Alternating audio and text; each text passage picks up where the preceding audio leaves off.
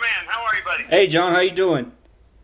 I'm doing great, big guy. How are you, man? I'm good. I saw Victor's post and I was really surprised and excited. So I read through it and I figured out what he was saying. That's really good news. Yeah, man. It's like a needle in a haystack. It was an absolute miracle to even get this far, and the circumstances that led to it were, they're beyond belief. It takes a lot of luck for all of this to come together. But the story's incredible, my man. And so, are you like 100% sure you should take a DNA test or something like that? Yeah, took the DNA exam. 100% sure, bud. That's awesome. Yeah, I mean, like I said, the circumstances of it were just tremendous. I had done one exam and two exams, and then I got another opportunity, and a search angel had told me, take a third, what do you got to lose? And I did, and lo and behold, one of the results came back, and it was two girls, both different names, listed as my first cousin niece. And it's like, oh my God, nieces were like, means it's brother or sister child. Right. And so I sent them a message. They both responded to me in kind. I asked them if they would be on the phone with me. They both said yes. Then it got to the point where they said, well, I think you should talk to my dad. Okay. And it was like, I thought maybe they were just hesitant because they're not sure who they're talking to. But I told them, you can find out who I am. I don't hide. You can find everything you want about me. And but the dad called me, and then I told him, I don't want to be overwhelmed. I only want to get a bit of a story here. So what can you tell me? So he proceeds to tell me a story. But last year when I was here, I sat with a senator and I sat with a doctor's son. And the senator and the doctor's son had told me about 30 years ago, a guy came here from Mexico looking for his family, and he didn't speak a word of English, but he was persistent. He stayed here like 3-4 weeks, knocking on door to door, and he kept pursuing my dad for information and blah, blah, blah. And lo and behold, the conclusion of that story was that he found his mom and dad and everyone else. And I was agitated in that meeting. I was like, dude, with all today's technology, I've taken DNA tests, it's 30 years more ahead, and I cannot find information. This is ridiculous, Yeah. And so I was frustrated, man, because it just seemed like I was just given those. Well, if you go here, if you go there, I'm like, my man, I don't have 17 hours to keep doing all this stuff. Right. But I left, and then, so let's fast forward now. So that gentleman that calls me, his name is David, and David tells me of a story of him being in his 20s, 19, 20 years old, and how he came, and he'd been told he was adopted from his birth parents in Utah, and he came to look.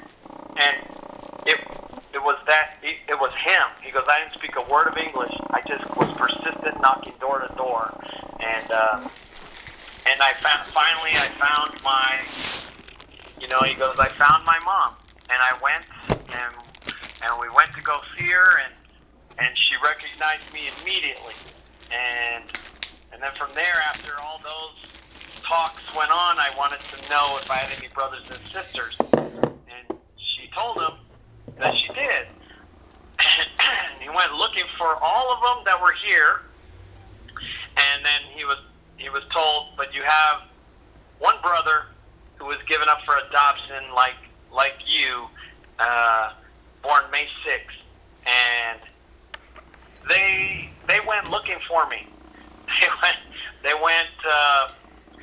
He gathered them all up, all the siblings, and they went looking for me. And as to the best recollection they had was either I was in Tucson, Phoenix, or Las Vegas, and they couldn't find me, but they gave it a shot, and that's where the storyline ended. I was like, well, you very well may have been looking for me, but I was in college at that time, so I wasn't around. Yeah. And, but nevertheless, the story just kept on growing and growing, and then, the DNA exams came back positive, and everything was just a match. So, needless to say, I mean, last night I was here, and I met one of my sisters and one of my brothers, and the stories were just remarkable, man. Just easy going, simple, easy visit, no pressure, lots of emotion. Yeah. But way cool, man. So I'm on my way to go visit where they live now. One lives in Buenaventura, and the other lives in Madera, and I'm going to go and see them and see how I can see where they're from now and visit. Wow. It's a miraculous story, man, because I asked one of my nieces, I was like, so how did this all come about? And she said, so I'm really light-skinned, and my dad's darker, and my mother-in-law said, you don't look anything like your dad. You should take a DNA test as a joke in December for Christmas. Mm-hmm. So she took the test, and that's how I was able to match up with her, because she took the test. Holy shit. If she didn't take the test, Jared, there's no fucking way I was finding them, man. Because it was just no way. I had no leads. I had nothing to go by, man. And sure enough, I mean, but for her taking that Christmas gift and actually doing it led to all of this. Wow. So what did Crazy, man. What did they think when you told them about your life story and all that stuff? Well, I don't necessarily think they know all of my story yet, about who I am. I think they know that basketball and all that, but we never really talked about any of that, and I think that's a good thing. I think it was just straight just getting to know one another and talk to each other and know how many kids each one has. And right. I'm thankful and grateful that it came out this way, because any other means would have been just a little bit off-putting. I love the fact that they were emotional and just wanted to hug and touch and stare at one another and listen to the stories. Right. That's all I wanted to know. I don't care about health and all the other things. I wanted to know about kind of a person was my dad. What kind of a person was our mom. I want to know that, because that helps me have comfort in life knowing I've got no regrets. I told them, I was like, I have no regrets. I was the winner in actually being let go. A hell of a decision. Right. But I don't know what my life would have been otherwise. So, did you get to see photos of them and stuff? Oh yeah. There's a ton of them, man. I saw photos of kids. I saw the photos of mom and dad. I saw, just there's constant photos, and it's hard to take all this stuff in, man. I mean, to be realistically honest, it's hard to take all this stuff in. I bet. Because I keep telling them, I was like, it's got to slow down. Right. Because I need to know my immediate family first. I know we're talking about a whole bunch of other people. Right. But they make no sense to me, man. I think I need to know you guys and your names, and that's all I care about right now. And they were totally okay with that, man. I was like, yeah, because you're overwhelming me, man. I don't know who we're talking about otherwise. Aunts and uncles and all that stuff will come to mean something to me later. Yeah. But not right now. I said the most important part is that you feel free to talk to me. You feel free to have a conversation knowing that I'm not that I'm not feeling like I'm totally different from you. Right. And, they were grateful for that, you know.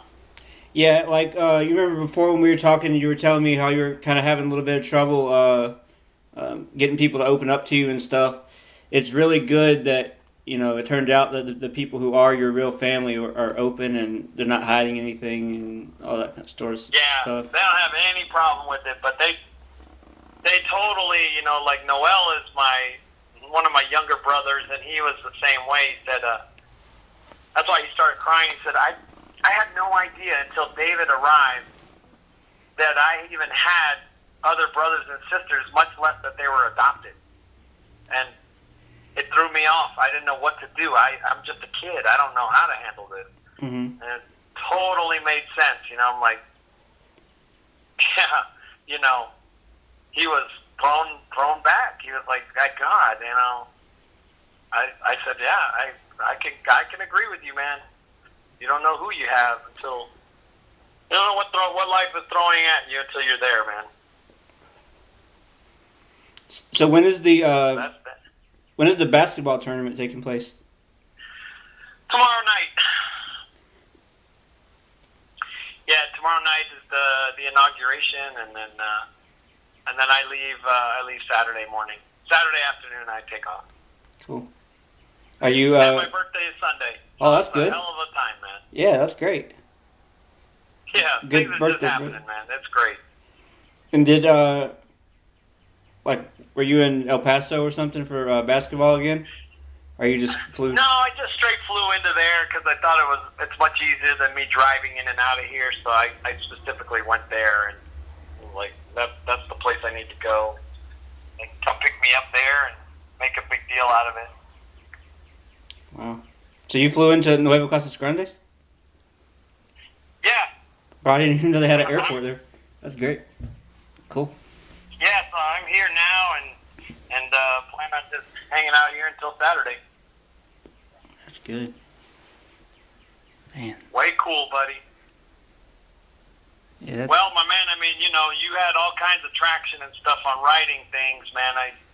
You have no idea the impact that you have had, and you can continue to have, because this is now a story that ESPN wants to do a documentary on, and others. So I'm totally indebted to you, Jared. So if whatever you'd like to do on the behalf of this, feel free. I mean, whatever you'd like to do, because the story is one that's of miracles and possibilities, and people love that kind of a storyline with no strings attached kind of a thing. It's really cool. Yeah, I'm just glad that so many other people, Victor and all the other people there in Nuevo Casas Grandes, and all the other news people that wrote about it or interviewed you, everybody got involved. Yeah. And even though we didn't, find the answer for you, at least there was a lot of people looking, and that probably, helped you to keep looking too, and it kept people talking about it, I'm sure. And but it's just really good because like I've taken those DNA tests too, and I've found people who've lived near me my whole life, who are related to me. Well, we had no idea, and so wow. Like it's just a miracle. Like it's just a really amazing thing what technology can do. There's a lot of things about technology I don't like, but the fact that we can connect to each other, the way that me and you connected over the internet when you asked me about a hotel, and then the way that you found your family, it's amazing. I totally agree, man. Totally 100% agree with you on that, my man. But anyway, I'll let you go. I know you're traveling there, so I'm just really happy for you, and I wanted to call and tell you that. So, like I said, bud, if there's anything you want to do on this behalf, feel free. I know I need to write a book about this, and then I know a documentary has been wanted to be done on it too.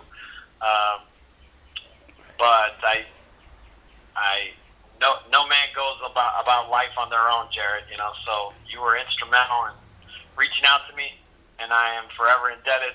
So, however I can benefit you and whatever your quest is, I'm all in, big guy. All right. Well, I appreciate your time, and it was good to talk to you, and we'll stay in touch. You got it, brother. Thanks, my man. All right. Have a good trip. You too, buddy. Thanks, buddy. Bye.